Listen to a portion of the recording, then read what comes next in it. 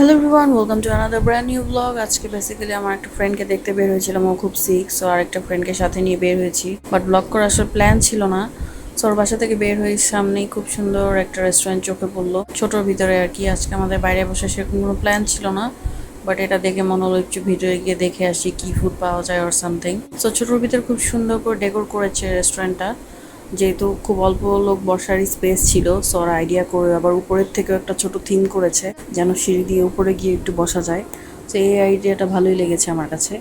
তো আপনাদেরকে এখন একটু ছোটো করে ওদের পুরো রেস্টুরেন্টের ইনডোরটা দেখিয়ে দিচ্ছিলাম। দেখেন খুব সুন্দর করে করেছি কিন্তু, তাই না?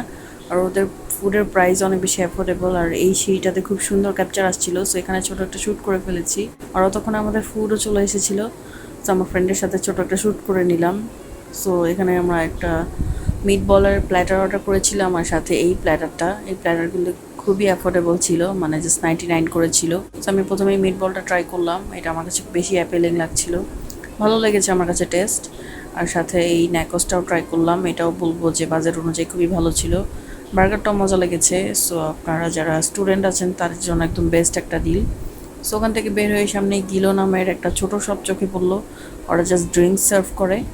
সো এখান থেকে আমার ফ্রেন্ড একটা সল্ট লাচ্ছি অর্ডার করেছিল, আর আমি নিয়েছিলাম হচ্ছে একটা চকলেট কোল্ড কফি। সো আমারটা হচ্ছিল, তারপর প্রথমে আমার ফ্রেন্ডটা হওয়ার পর তারপর আমারটার জন্য ওয়েট করছিলাম।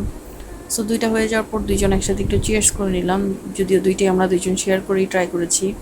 সো এরপর আমাদের কিছু শপিং ছিল, সো আমরা রিক্সায় উঠে গেলাম। সো টুকটাক শপিং টপিং করে বাসায় চলে যাবো আর কি। আর আজকে অনেকদিন পর আমার ফেভারিট এই চকলেটটা চোখে পড়লো, সো আমি পুরো এক প্যাকেটই কিনে নিয়েছি। সো এখন চেক করছিলাম কয় পিস আছে। সো ব্লগটা ভালো লাগলে লাইক কমেন্ট দিয়ে পাশে থাকবেন। আল্লাহ হাফেজ।